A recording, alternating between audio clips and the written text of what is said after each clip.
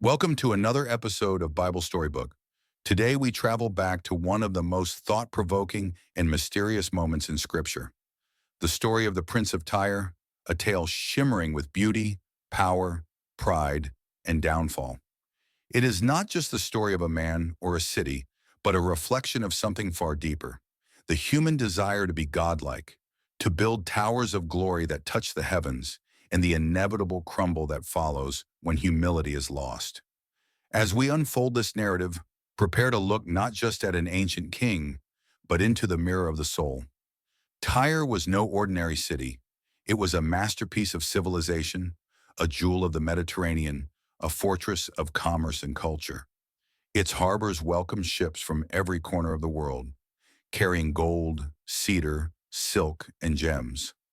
The city pulsed with the rhythm of trade and ambition, and at its helm was the Prince of Tyre, a man celebrated for his wisdom, adored for his success, and feared for his power. In the eyes of his people, he was more than mortal. He was divine.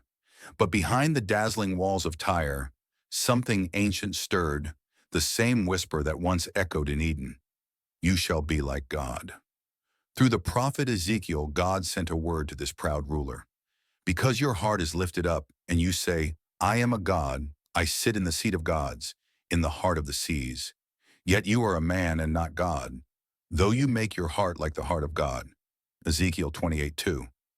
These words cut through the illusion of divinity like lightning through the clouds.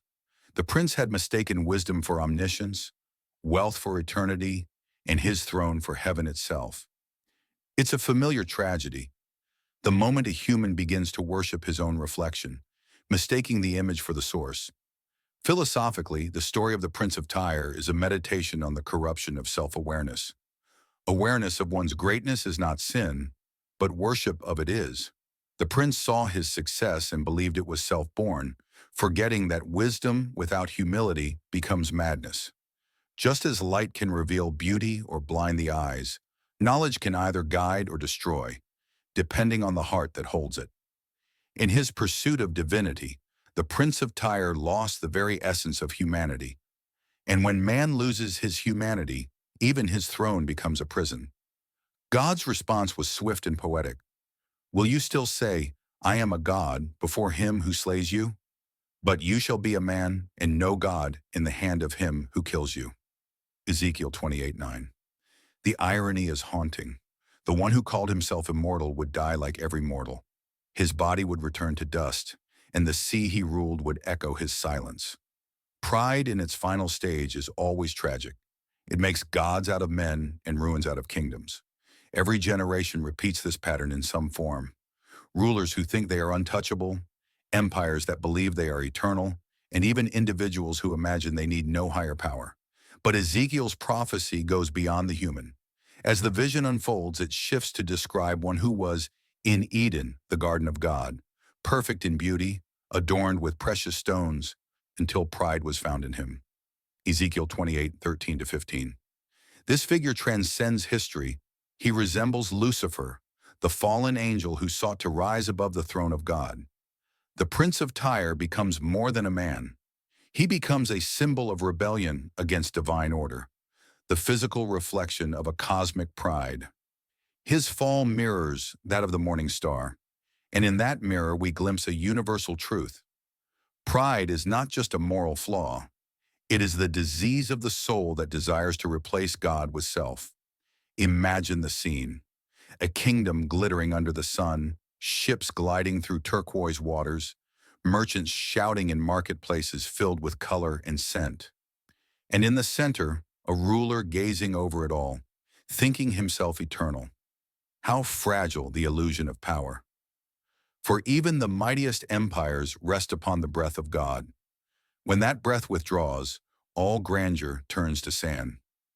The philosopher might ask, if man builds a world without acknowledging its maker, is he not building his own downfall stone by stone? In time, the word of the Lord was fulfilled. Tyre, once unconquerable, faced siege after siege. Nebuchadnezzar's armies surrounded it for 13 years.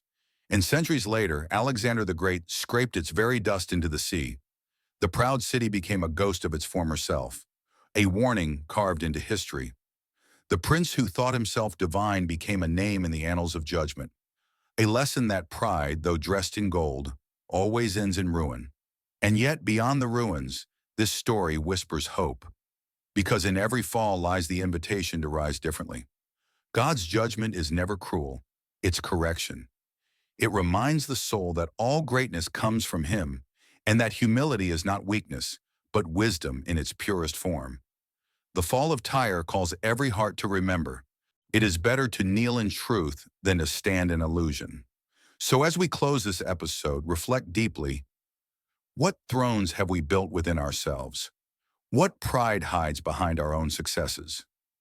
The Prince of Tyre is not just history, he is a parable of every human heart tempted to dethrone God. Let us then walk humbly, remembering that the crown belongs only to the Creator, for kingdoms rise and fall, but the soul that bows to truth will endure forever. Thank you for joining me in this captivating journey through history, prophecy, and the heart of human pride. Until next time, stay thoughtful, stay humble, and see you in the next episode of Bible